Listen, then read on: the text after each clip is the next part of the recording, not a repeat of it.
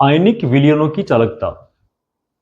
तो अगर किसी विलयन में आयन है और हमें उस विलयन की चालकता निकालनी है, तो इसके लिए हमें एक ऐसे पात्र की जरूरत पड़ेगी जिसमें हम उस विलयन को रख सकें, और उस पात्र को जिसमें हम ये विद्युत अपघट्य या आयनों वाला विलयन रखते हैं उसको कहते हैं चालकता सेल। तो यहां पर दो डायग्राम बने हुए हैं जो अलग अलग चालकता सेल को दर्शा रहे हैं यहां पर। अब क्या है कि हमें अगर इनकी चालकता निकालनी है तो पहले हमें इसका प्रतिरोध निकालना पड़ेगा, उससे इसकी प्रतिरोधकता ज्ञात करेंगे और प्रतिरोधकता का व्युत्क्रम करके हम उसकी चालकता निकाल सकते हैं। अब क्या है कि अगर भौतिक विज्ञान की बात करें तो उसमें तो तार ठोस होता है, तो ठोस तार को हम कहीं भी जो ये व्हीटस्टोन ब्रिज है उसमें बांध कर आराम से ज्ञात कर सकते हैं। लेकिन विलयन को कैसे अपन ऐसे बांध नहीं सकते, उसको किसी पात्र में डालकर ही हम इसकी चालकता ज्ञात कर सकते हैं। तो इसके लिए क्या किया, यहां पर एक ये पात्र है जिसके अंदर विद्युत अपघट्य जो आयंस वगैरह है, HCl का ले लो यहां पर, या KCl ले लो, एक ही बात है, KCl ले लो या HCl ले लो या कोई और ले लो, कोई सा भी बोले। तो इसमें क्या करते हैं इसमें कि ये विद्युत अपघट्य इसके अंदर बढ़ जाते हैं और यहां पर ये दो प्लेटिनकर्त प्लेटिनम के इलेक्ट्रोड है और जिनसे संयोजक तार जोड़कर और इसको यहां लगा देते हैं। ये दूसरा एक है, ये भी चालकता सेल है, इसमें भी यहां बीच में विद्युत अपघट्य भरा हुआ है और ये दो इलेक्ट्रोड है जो प्लेटिनकर्त प्लेटिनम इलेक्ट्रोड है।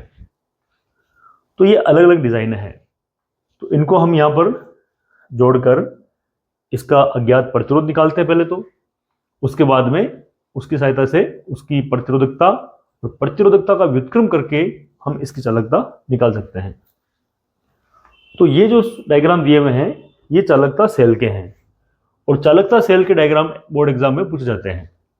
तो यहां पर ये दो डायग्राम है। अब देखो यहां पर जो ये विलयन है इसमें ये पूरा एक ब्लॉक बना हुआ है, कॉलम है ये। इस कॉलम की जो लंबाई है वो लंबाई L है और जो ये जो अंदर इलेक्ट्रोड है इसका जो क्षेत्रफल है, अनुप्रस्थ काट बोलते हैं इसे, वो क्षेत्रफल है यहां पर A। तो लंबाई L हो गई दो इलेक्ट्रोडों के बीच की, और जो भी प्लेट नुमा है ये, इसका जो क्षेत्रफल है वो है A। तो विलयन के कॉलम का जो प्रतिरोध होगा वो वही फॉर्मूला होगा सेम जैसा फिजिक्स में था, R बराबर रो L बटा A। रो हो गई इसकी प्रतिरोधकता, L इसकी लंबाई हो गई और A इसका अनुप्रस्थ काट क्षेत्रफल हो गया। अब रो जो होता है उसका उल्टा होता है चालकता, जिसे हम दर्शाते हैं कोपा से। तो यहां पर इस रो का हो जाएगा 1 बटा कोपा, यानी कोपा आ गया बट्टे में, और L बटा A यानी लंबाई और अनुप्रस्थ काट क्षेत्रफल का जो अनुपात होता है उसे कहते हैं सेल स्थिरांक। तो इसमें इसकी लंबाई और ये जो अनुप्रस्थ काट है इसका जो अनुपात है उसे कहते हैं सेल स्थिरांक। और इसका जो मात्रक होता है लंबाई का मीटर हो गया और A जो है क्षेत्रफल इसका मीटर स्क्वायर हो गया। तो मीटर से मीटर घट गया, फिर भी बट्टे में क्या आ गया, मीटर आ गया, वो ऊपर गया, तो इसका मात्रक हो जाएगा मीटर इनवर्स। तो यहां पर सेल स्थिरांक का आपको मात्रक पूछ सकते हैं ऑब्जेक्टिव में या खाली जगह में। अब इसका अज्ञात प्रतिरोध ज्ञात करने के लिए एक व्हीटस्टोन ब्रिज बनाया गया है, व्हीटस्टोन सेतु बनाया गया है, जैसा भौतिक विज्ञान में था वैसा ही यहां पर है। अब यहां पर क्या है, हमने अज्ञात प्रतिरोध जगह जोड़ दिया चालकता सेल। और अब देखो यहां पर एक ये ऐसी स्रोत लगा हुआ है और यहां पर लगा हुआ है संसूचक।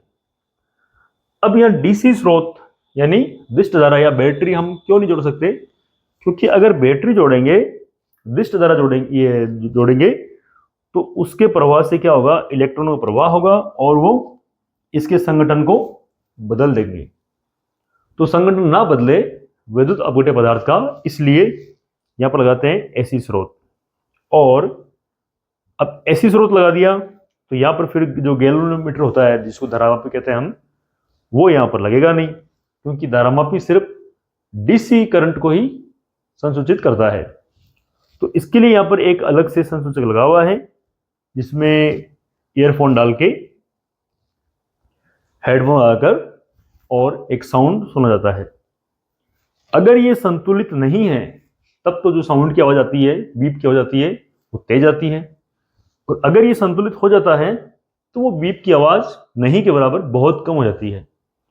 तो अगर बीप की आवाज, इसमें जो साउंड आता है उसकी आवाज अगर बहुत कम हो गई तो हम मानना है या हमें देखना है कि ये जो व्हीटस्टोन सेतु है, ब्रिज है, ये अपनी संतुलित अवस्था में आ गया है। संतुलित अवस्था में आने के बाद में हम जो अज्ञात प्रतिरोध R2 इसका विद्युत अपघटेगा वो हम निकाल सकते हैं, और उसके लिए जो फॉर्मूला है वो ये है, देखो, अज्ञात प्रतिरोध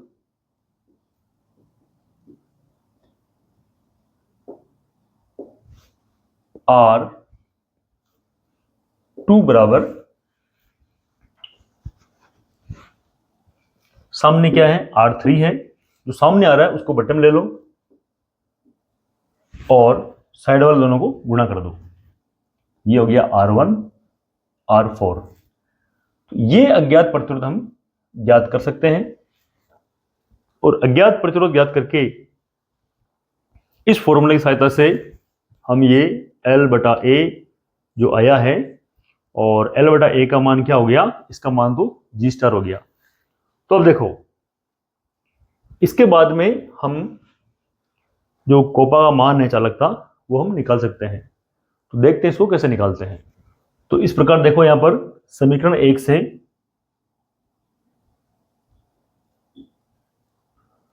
R बराबर मिला हमें, ये L/G हो गया, ये L/A हो गया G स्टार, यहां ले लो G स्टार बट्टे में कोपा आ रहा है ये चालकता वाला। अब हमें निकालना है चालकता, तो इसको इधर ले आओ, इसको इधर ले आओ, तो ये हो गया। अतः जो चालकता होगी वो मिलेगी कोपा बराबर G स्टार बटा R। ये चालकता का फॉर्मूला है जो हमें याद रखना है। तो बराबर में क्या है, ये तो है सेल स्थिरांक, और नीचे क्या आ गया, प्रतिरोध।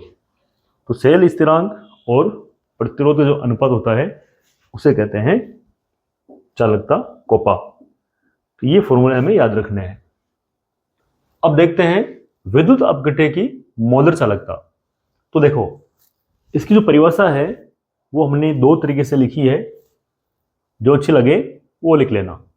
तो देखो, 1 सेंटीमीटर की दूरी पर हो क्या, इलेक्ट्रोड जो सेल के अंदर है, जो चालकता सेल है उसके अंदर जो इलेक्ट्रोडों के बीच की दूरी है L, अगर वो 1 सेंटीमीटर है, और अनुप्रस्थ काट जो A है उसका मान अगर 1 सेंटीमीटर स्क्वायर है, तो क्षेत्रफल वाले दो समांतर इलेक्ट्रोडों के बीच रखे विलयन में यदि 1 ग्राम मोल विद्युत अपघट्य घुला हुआ है, 1 ग्राम मोल विद्युत अपघट्य घुला हुआ है, तो उस अवस्था में उसकी जो चालकता है उसे बोलते हैं विद्युत अपघट्य की मोलर चालकता।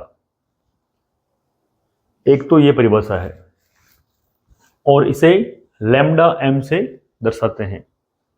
एक लैम्डा ये भी होता है, आपको सिर्फ इतना ही रखना है ये, तो इसको लैम्डा m से व्यक्त करते हैं। और दूसरी परिभाषा ये है कि किसी विद्युत अपघट्य के घोल की विद्युत चालकता को उसके मोलर सांद्रण से विभाजित करने पर प्राप्त होने वाली मात्रा मोलर चालकता कहलाती है।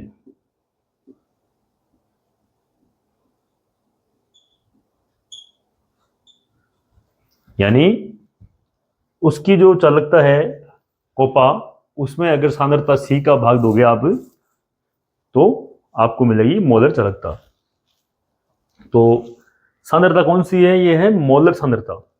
ध्यान देना, यहां पर ये मोलर सांद्रता है।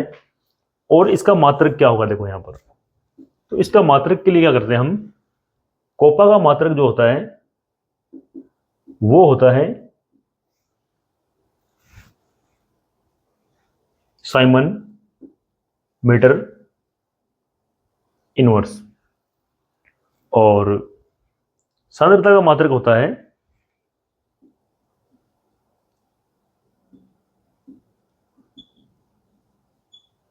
वो होता है मोल प्रति मीटर क्यूब। तो ध्यान देना, ये मोल प्रति मीटर क्यूब है और ये साइमन मीटर इनवर्स है। तो अब अगर हम इसका मात्रक रखें यहां पर, इसका मात्रक लें साइमन मीटर इनवर्स और सी का मात्रक लें अगर हम ये मोल प्रति मीटर क्यूब, तो हमें क्या मिलेगा? देखो यहां पर, तो हमें मिलेगा यहां पर एक तो साइमन मीटर इनवर्स और बटे में आ जाएगा मोल और मीटर क्यूब। ये क्यूब ऊपर जाएगा तो साइमन मीटर इनवर्स मल्टी में मीटर क्यूब बटा मोल। अब ये -1 है पावर में यहाँ पर 3 है, तो ये हो गया साइमन मीटर स्क्वायर, और मोल ऊपर जाएगा तो हो जाएगा मोल इनवर्स। तो इस तरीके से इसका हम मात्रक निकाल सकते हैं। और यदि हम इसको सेंटीमीटर इनवर्स में लें, साइमन सेंटीमीटर इनवर्स लें, और इसको भी मोल प्रति सेंटीमीटर क्यूब लें, तो हमारे पास जो इसका मात्रक होगा दूसरा वो हो जाएगा, इसको यहां लिख देते हैं, इसके बाद में यहां ले लेंगे हम। तो देखो, तथा दूसरा जो मात्रक है अगर हम इसको सेंटीमीटर में लें तो हो जाएगा ये Simon centimetre square mole inverse. तो एक मात्रक ये है, एक मात्रक ये है। ये वाली स्टेप इसके बाद में नोट करनी है। तो ये है मोलर चालकता, इसका फॉर्मूला और मात्रक हमें याद रहने चाहिए।